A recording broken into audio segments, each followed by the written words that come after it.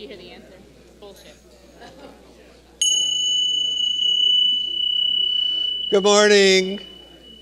Welcome to Ordinary Life. Make sure you have your cell phones turned off, please. And thanks to Lauren and Joshua, who are activating the monitors as we speak. Without them, this wouldn't happen. So, you doing okay? Yes. Are you? No, Okay. I'm okay. Our country's not okay. No. Our country's broken. Yeah. We'll talk maybe about that. Well, how could we not? We'll push straight and good talk. Yeah. I had a cartoon in the announcement slides, I don't know if you saw it or not, about some guy in Texas asked about how he could protect himself, and he said get a 9mm, a couple of clips and some shells, and it had a 9mm wrench, a couple of paper clips, and a box of macaroni shells. See, I thought that was funny, but I didn't know about what happened in Allen last night when I put that up. So. All right, because of all of that, let's do what's necessary to get here. Just take a deep breath, put your feet on the floor. If it's helpful to close your eyes, do that. And just breathe in and just forget about going to the grocery store this afternoon or watching a ball game. You can wait.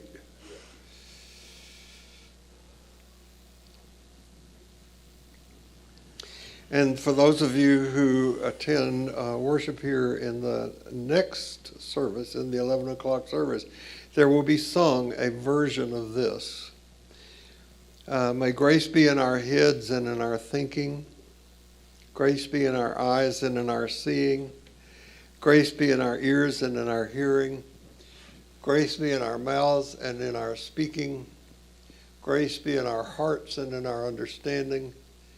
And grace be at our ends and at our departing. So I hope this time today contributes to at least three things for you. One, that it deepens your awareness and understanding of who you are, that it deepens your awareness and understanding of who sacred mystery is, and that it strengthens our commitment to treat others as if they were us, because they are. And taking our guidance from Jesus, who excluded no one except those who thought they knew who should be excluded, I want you to know that no matter who you are or where you are on your spiritual journey, you are celebrated here. So you notice that Holly is teaching with me today, and we have had a very long distance relationship today, this week, yeah. which she will talk to you about. Love letters to modern mystics. So you know, and I'm going to keep repeating this because that repetition is the mother of mastery, and we want to gain mastery.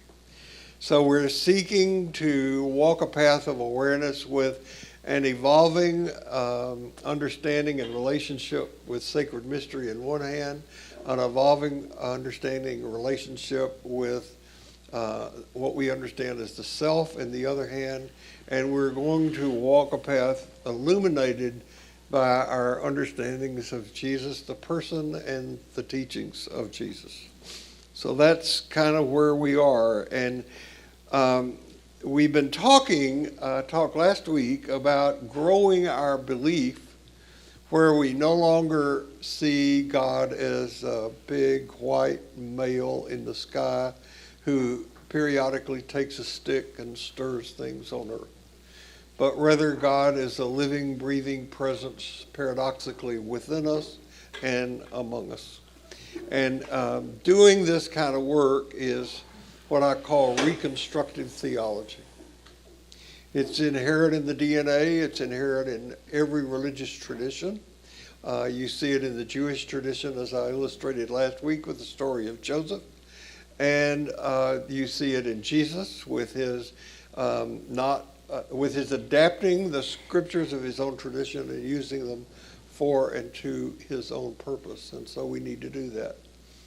I'm coming more and more to believe that, and I'm not a scientist, so somebody, one of you science people can tell me, but I'm coming to believe that maybe it literally is part of our DNA to think when we hear the word God, up, out, white, and male,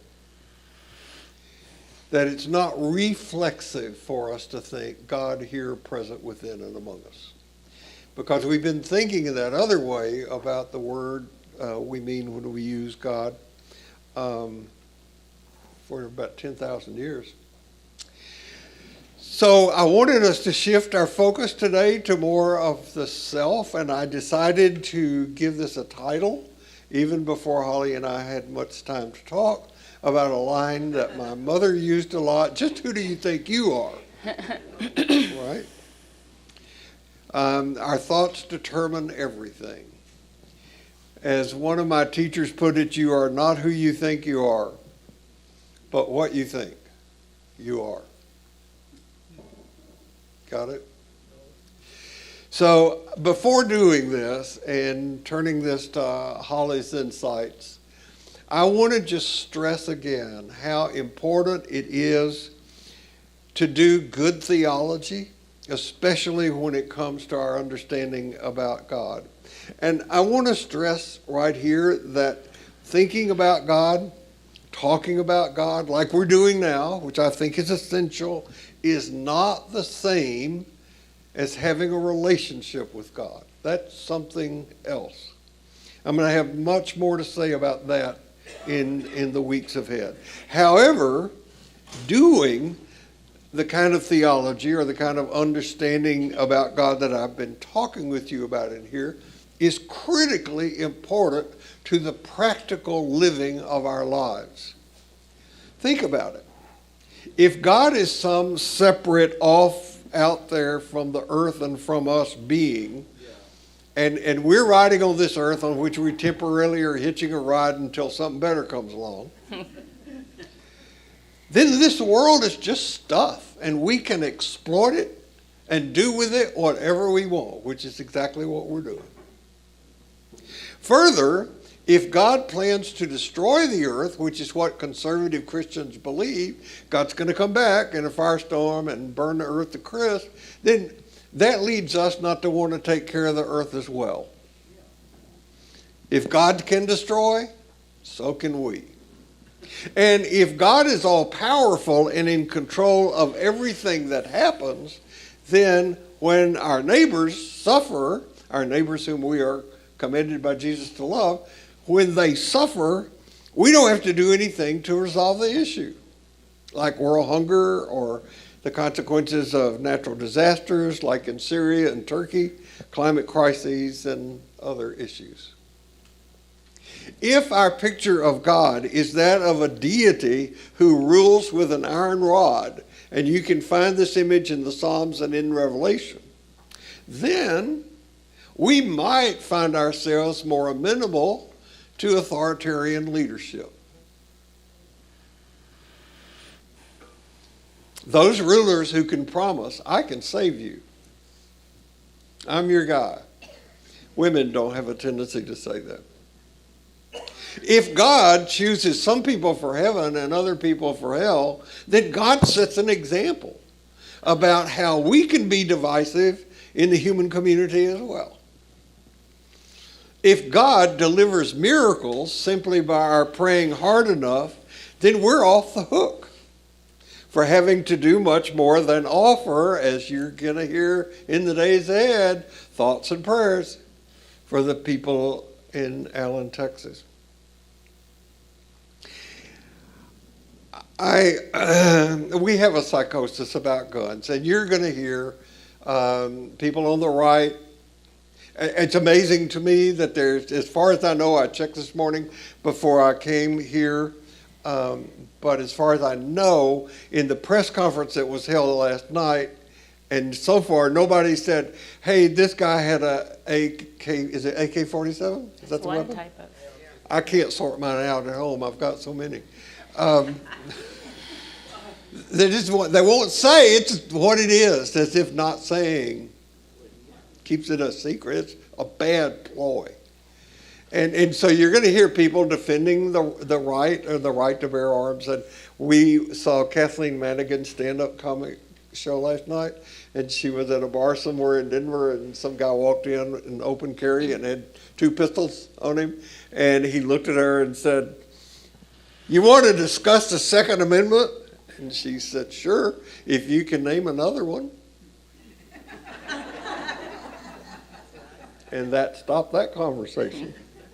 And then you'll hear people on the left, more progressive side saying we need gun laws, we need gun restrictions, and all this other stuff. And I'm a preacher, pastor, spiritual teacher, so neither one of those is the solution. We need to teach nonviolence. We need to teach that we love each other, that we're connected to each other. Maybe getting rid of guns or gun control is an initial step, but what we need is the practice and teaching of nonviolence in this culture. And that's a whole other topic. That's not my notes. We'll get to that. I can understand why the understandings of God that we now have came into existence along the 10,000-year history that we've had. But in the face of our growing racist nationalism, our gross economic inequality, the resurgence of autocracy, the growing threat of climate change, our national psychosis about guns, and other serious matters, it is critical, I think, that we rethink the foundation on which we are building our spiritual understanding of ourselves and how to be in the world. This relationship to God is critically important. I'll shut up. You're good.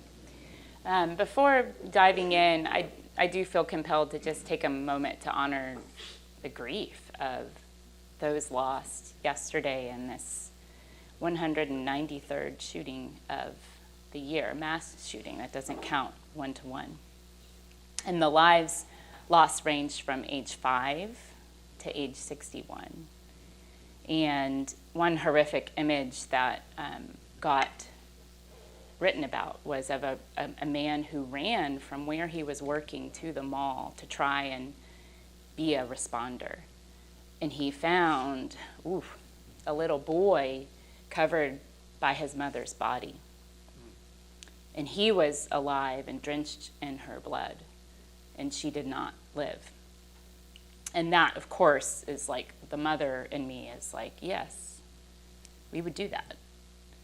But the mother in me doesn't want to have to do that. And I had probably informed by yesterday, I had a dream last night in which I had to throw everyone to the floor because of a shooting that was happening outside of the house in my dream. And I couldn't find my kids. And after it settled down and I found them and learned that my kids had gone, one of my kids led the other kids outside to watch, that I responded in the dream with equal parts terror and fury. That the way that we deal with our fear is through this fury. And in the dream, I was just yelling at my children, "You never walk towards a gun," just because that fear was so alive. And in the dream, I felt that. And so, I kind of woke up with that mother balance of terror, the fear that it means to want to protect our kids. All of us, I think, want to be that kind of mother to protect our children. And the fury that I feel about how difficult it is. And I fear that I know that image is a lot to hold, but I fear that in bypassing the images, we let it become normal. And that's the psychosis, that we've let it become normal. And we need to remember how atrocious this really is. So, honor the grief. On to the material. But in the advance of this class, Bill asked if he texted me and said, "Do you feel more inspired to talk about God or the self?" And I went, "Both." So a few days later, he says, okay, but really, if you were voting, do you want to talk more about God or the self? And I sent a cute little emoji and said, both. I really can't disaggregate the two. I feel that when we talk about remaking God, we're also talking about remaking the self. And a lot of what I pull from today is from the book, I forgot to put a picture of the book, but Transformation of the God Image, Jung's Answer to Job, which is by Edward Ettinger.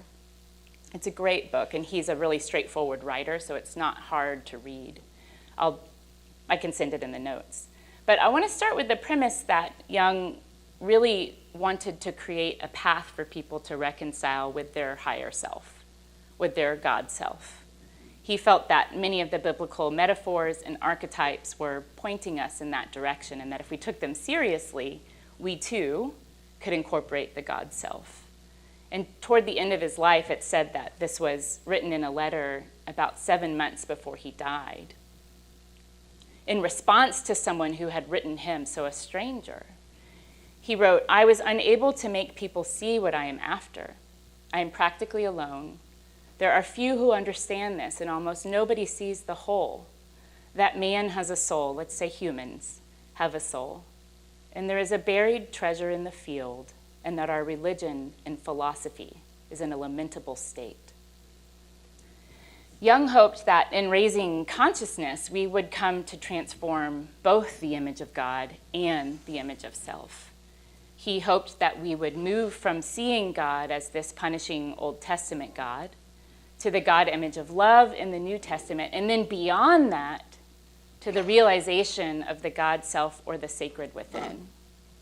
I understand this to mean that we are love, period.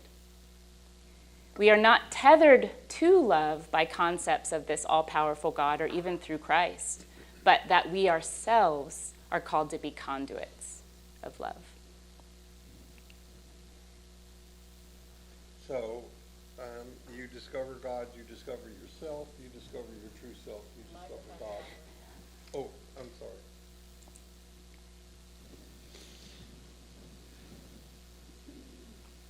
So if you discover God, you discover your true self, and vice versa. True self, you discover God. Now, it may be unrealistic for me to expect you to keep the last 6 months in mind, so I'll go back and remind you. Now, when we began this thing on the Love Letters to Modern Mystics, I said that we were going to ground this partially in an understanding of Ken Wilber's integral theory. And it's overwhelming. I mean, I get that it is overwhelming. Ken Wilber, who has written a book about a theory about everything, and a lot of other things, some of which I understand, much of which I don't, is simply saying that the integral, one of the things he's saying is that the integral theory tries to take into consideration various levels of development, various stages of development, various areas of intelligence, all of that grouped into one picture.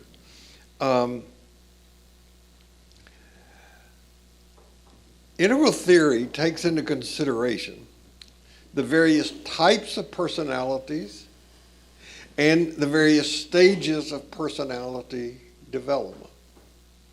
Now, this seems so obvious, but it needs to be stated.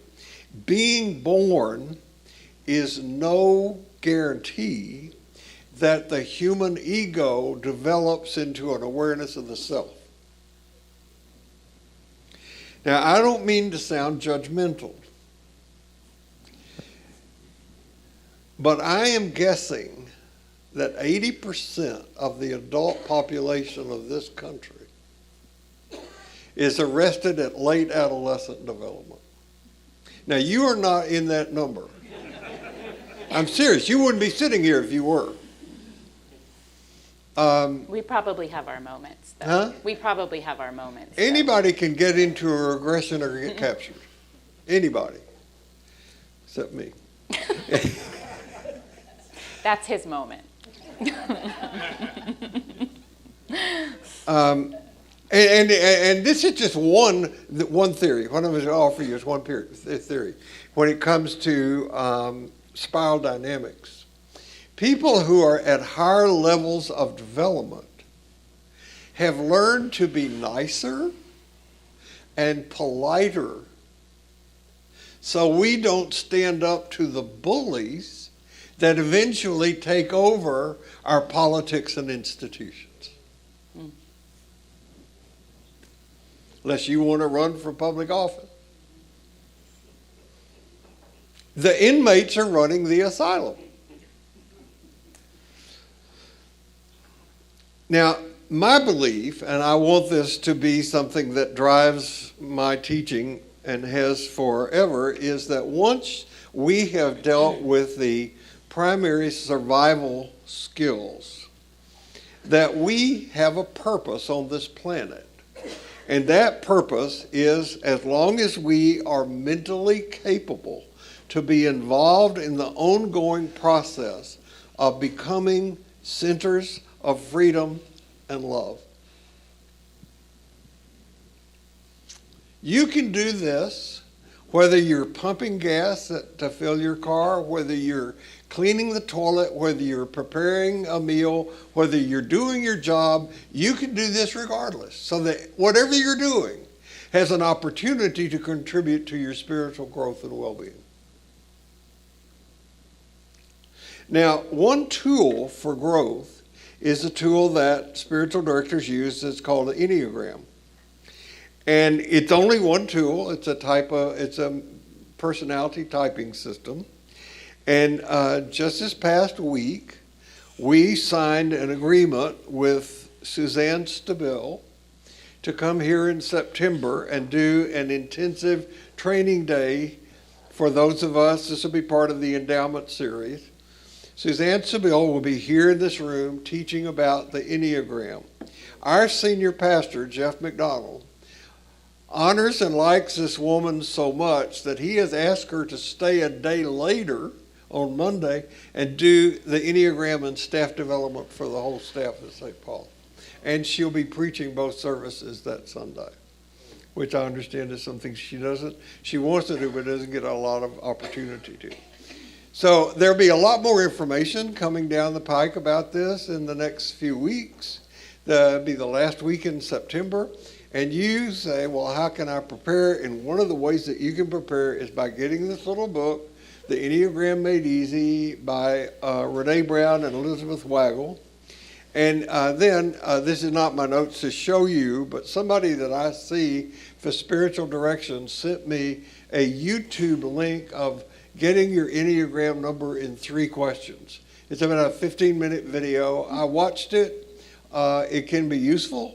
So I will put that either in the summary I'll put it in the summary that goes out so that you can see it. And you also might want to be aware, this was something I learned during COVID. There are all these wonderful free things that you can do on YouTube. Richard Rohr has a free course on the Enneagram on YouTube. So you can also learn from that if you want to. This is a wonderful tool.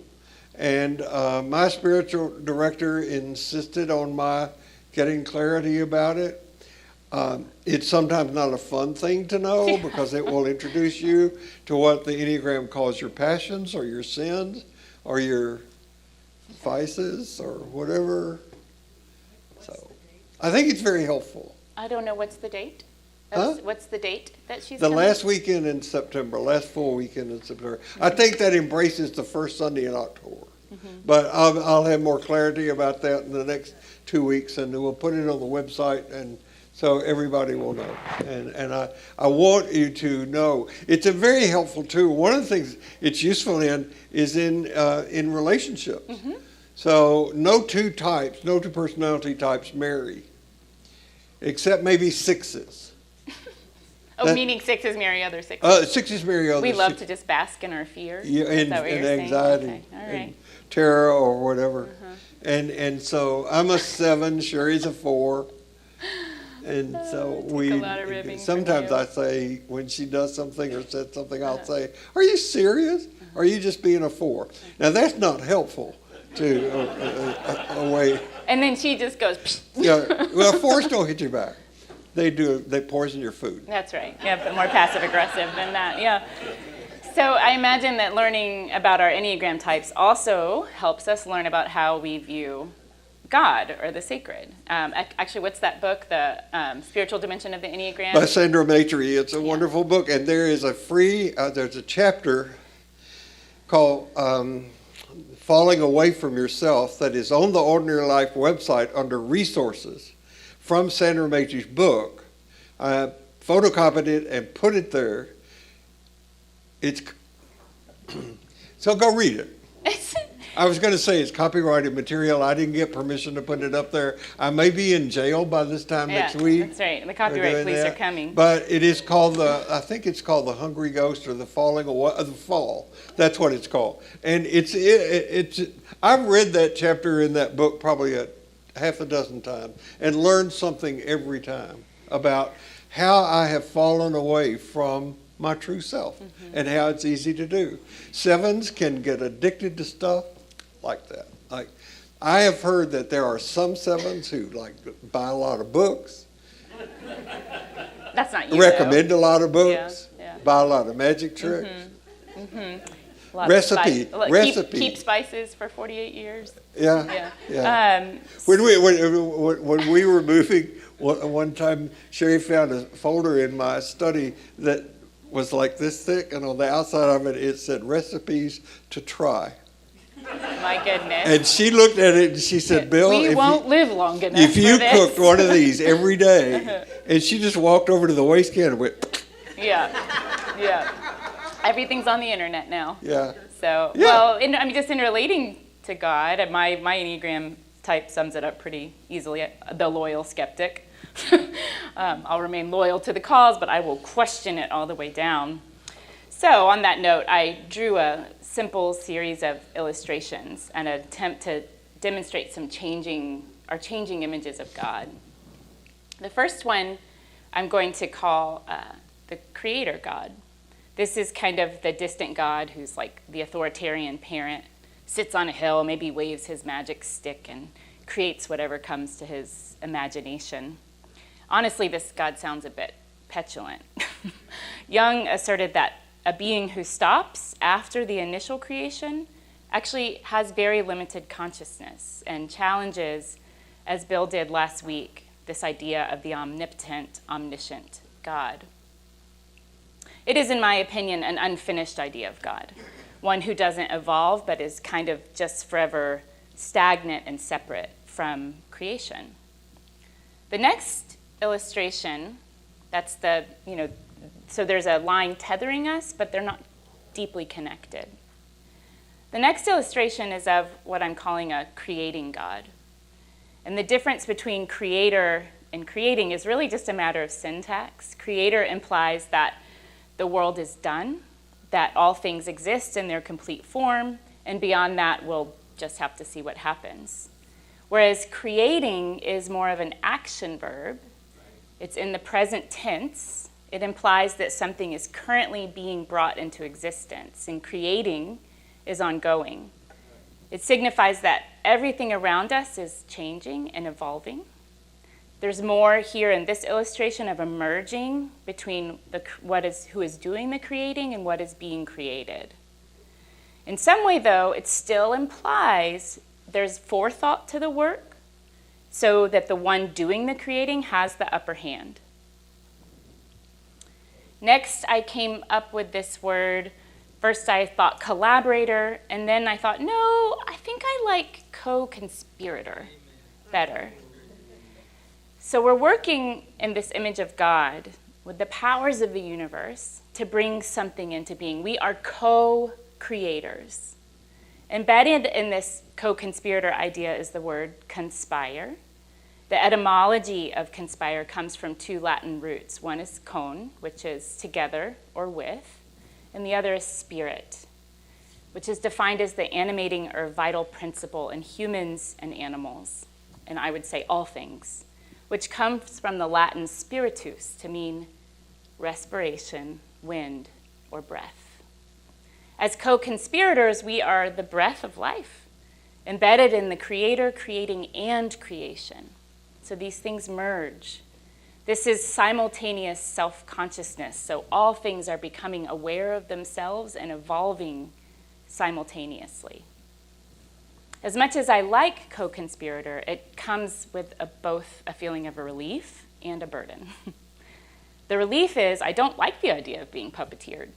I don't like the idea of being controlled by an external force or having some predestined destiny, except for gravity, which of course is designed to keep us tethered to the ground. But a burden because it means that I have to take some level of responsibility for how I live, how I co-create, how I conspire, and either add to or take away from the lives around me. I'm going to stick with this third image of God as co-conspirator for a minute. And Edinger writes that this kind of God symbolizes evolution of consciousness. We can only know this God as well as we know ourselves, and vice versa. God and the self are transformed by encounters between them. Such a being is not split. It's neither all good nor all evil, but the totality of our opposites. As co-conspirators, this possibility is also available in us, that we can integrate both the shadow and the light aspects of the self. And in this version of God, humans and God need one another in order to become fully themselves. So, Your mic keeps going off. I keep turning it off. Are you burping? No. Yeah. I was thinking while I was reading what you wrote this week and then listening to you that in the myth of creation, you got two powerful images, one of light, and so that all spiritual traditions talk about in some way overcoming darkness, not being blind, seeing in light. I would say integrating darkness. Integrate. You want to do that. Integrate the darkness. We got to do that. Otherwise, it'll get us. And then the other is the in the creation myth that the spirit and spiritus brooded over the creation. And I think that is why in most every religious tradition, those two things are very strong. The business about light and dark and the business about breath or spirit. And a fundamental meditation technique is paying attention to your breathing. Without it, you would not be. But just paying attention to it, and then if you pay attention to your breathing, you will pay attention to how you can't pay attention to it because your mind goes off to do other things, and it takes some real discipline. Yeah. So the question is about who you are. Am I getting your... That's my slide, but you might have, maybe I put them in the wrong order. Can we come back to it? Because I got a couple things. Maybe I didn't put mine in here. Maybe you forgot. Give us a second here. Maybe I did this. This could be my fault. All right, this is mine. Okay. Oh, let's back up. All right, well, let's go backwards. We got All it. right. Okay. So I was very lucky to study with a Jungian analyst whose name is R. Progoff. And he is the one that I got this wonderful line from, this solitary work we cannot do alone. I love that kind of paradoxical thing. And I learned from R. Progoff an exercise that he called the stepping stone exercise. And I want to encourage you, maybe today or sometime this week, to do it on your own. It will likely be different every time you do it. But get a sheet of paper and number down the left-hand column, 1 through 10. And by number 1, write, I was born. And by number 10, write, I am here. And then write, I find it helpful usually to go backwards. You know, if it hadn't been for this, I wouldn't be sitting here. If it hadn't been for that, I would have been there, and going all the way back and back and back and back.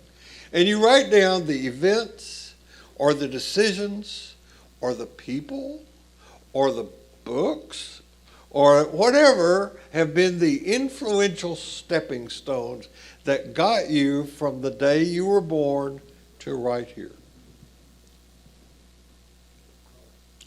I would put, certainly for me, one of those stepping stones was over 30 years ago coming to St. Paul's, because that's led to this. And if I hadn't been to St. Paul's, there would be no ordinary life, and I'm the one who benefits from this.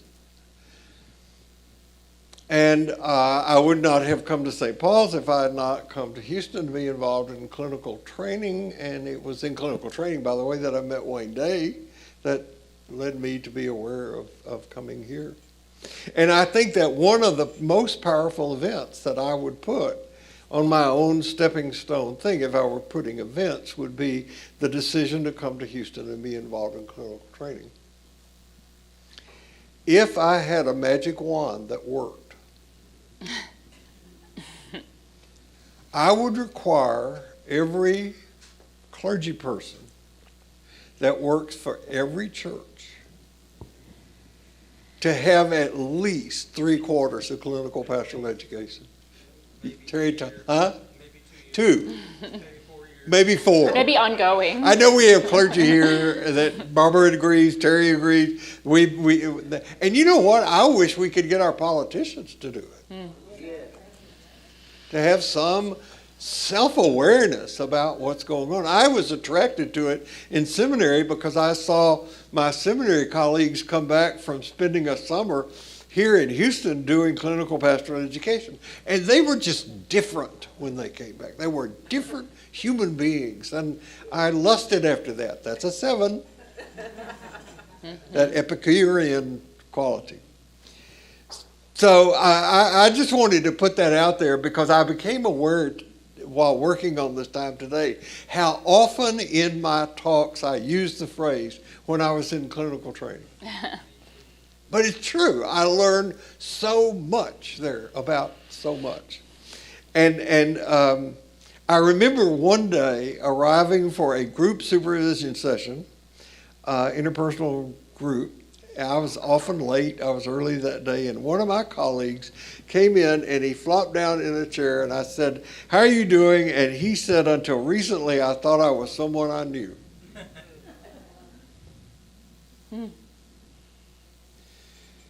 I think good spiritual teaching and good spiritual teachers take your identity away from you.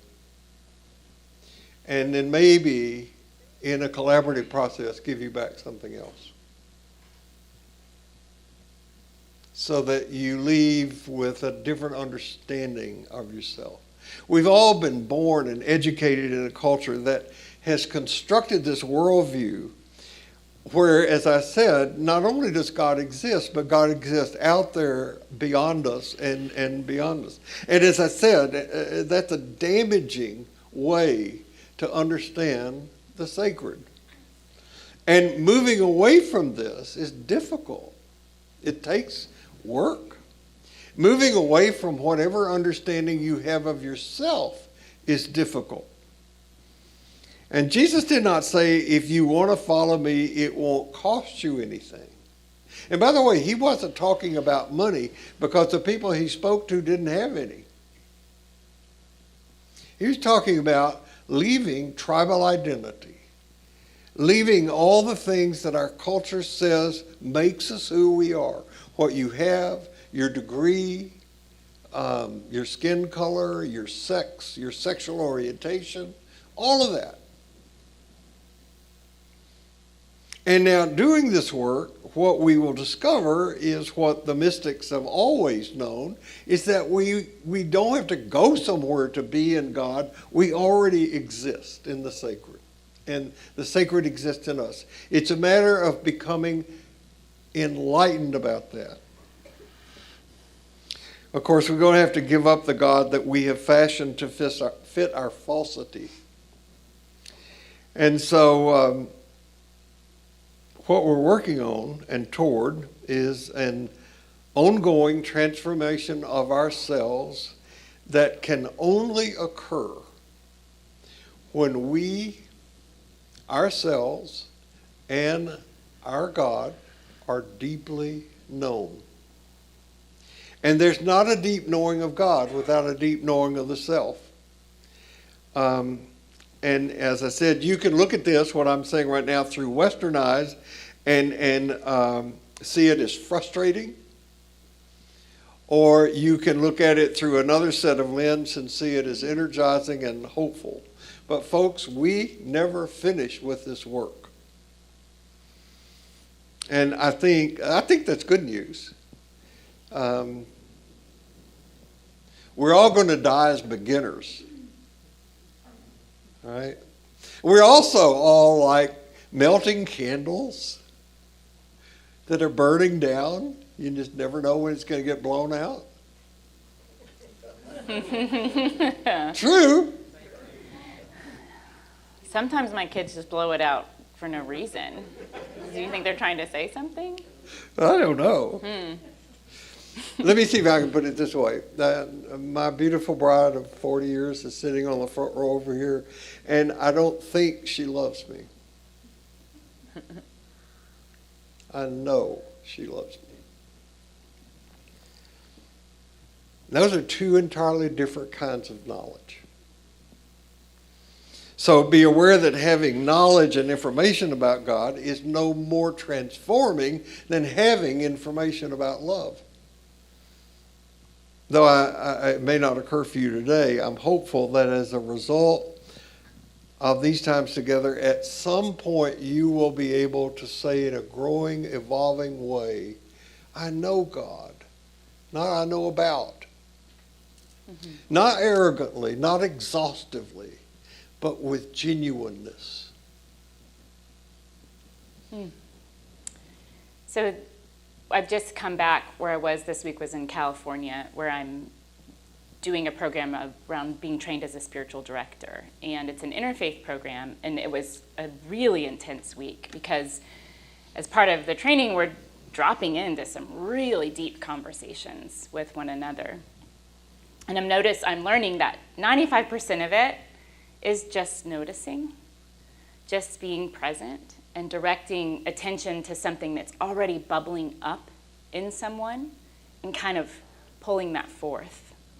To draw that creating aspect out. One of the exercises we did, and you can do this with a partner, a friend, someone you don't know. I did it with many people I didn't know this week, was we got in dyads, and for 2 minutes, we asked each other, who are you? Not once, but over and over again. Who are you? At first, the answers were kind of surface, kind of playful, but it's amazing how you can really go deep in 2 minutes and what comes up. Where we landed at 1 minute and 58 seconds was very different than where we were at the beginning. Some ended up by saying, I don't know. So who are you? It's both a delicious and a disarming question. It's one we could sit with for a very long time in our own spiritual practice. Ask it of the self, ask it of God. Who are you? This is what Edward Edinger writes on the subject, and I know this is going to be hard to read, but it's a great quote. Suppose the universe consists of an omniscient mind containing total and absolute knowledge, but it is asleep. Slowly it stirs, stretches, and starts to awaken. It begins to ask questions. What am I? So even God asked this question of God's self. But no answer comes. Then it thinks, I shall consult my fantasy. I'll do active imagination. With that, galaxies and solar systems spring into being. Then the fantasy focuses on Earth. It becomes autonomous and life appears. Now the divine mind wants for self-knowledge. And the noblest representative of humankind have the burden of that divine urgency imposed upon them. Many are broken by the weight. A few survive and incorporate the fruits of their divine encounter in mighty works of religion and art and human knowledge. These then generate new ages and civilizations in the history of humankind, and slowly, as this process unfolds, God begins to learn who God is. This is the co-conspirating God. As we discover the self, we discover God. That's where we've been arriving all along. As creation unfolds, God discovers God's self. I don't know where you guys are in terms of what you're struggling with, self-image, God image, or both. How many of you are comfortable with the kind of Old Testament or even New Testament God? Or how many of you need new words for God because the old ones aren't working? We've said God a lot in this class, and maybe some of you are flinching every single time that word is thrown out. Maybe some of you are uncomfortable with the idea that there is such a thing as a God self, and no matter what, all of it's fine. Each layer offers a new understanding, and there's room for growth in every image of God that I shared before. So how do we do this? How do we actually transform the image of the self and God as necessary to one another? What does it sound or look like? Reading myths is one way. You've spent a lot of time in here talking about myths. They're beautiful, tangible things that really elicit sometimes chills, sometimes tears. And those responses, our body responses, is like something nudging us. Pay attention. So myths can drop us into a deeper knowing. I love this one about the Hindu Lord Brahma, who suggests that the gods buried divinity deep within the human soul, because that's where we will never think to look. What are some practical tools then for discovering it?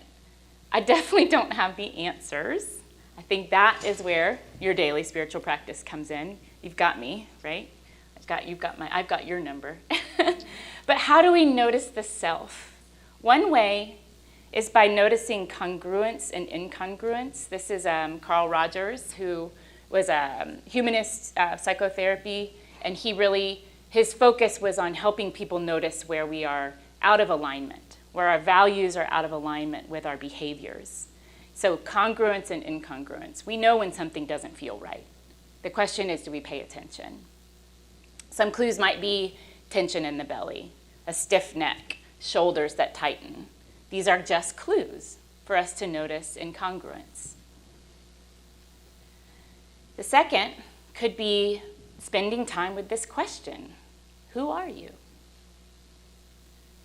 Ask it of yourself. Ask it of the divine. Make 2 columns on a paper. We've got lots of writing exercises for you. And write the answers down. Notice what matches up and where they are wildly different. Just notice. The third is tending to the ways we demonstrate love and anger. Both are suffocating emotions. Both are liberating emotions. There's so many other emotions we can do this with, but these two seem good dichotomies. If we love with our own needs always leading, always in the forefront, then we're in a grasping and clinging type of love. If we love with curiosity and trust, then we're loving with a freeing kind of love. Similarly, when anger does harm, when it excludes, when it kills, when it controls or outcasts, it's destructive. If anger gets suppressed, it comes out sideways. We've all been recipients of people's sideways anger, I bet. That's shadow anger. It's not recognized. But anger also has this capacity to cleanse, to activate, or to open up something in us. It can be creative. Think of the fire that burns the forest, and the forest comes back stronger. You might call this anger that gets at the question beneath the question, the kind of what's really going on here question. So just notice how you do love and how you do anger. So the only thing that I would add to this, Holly, is that relationships take time. You can't develop a relationship with someone over text or email or in 2 minutes. It takes time to develop a relationship with a human being.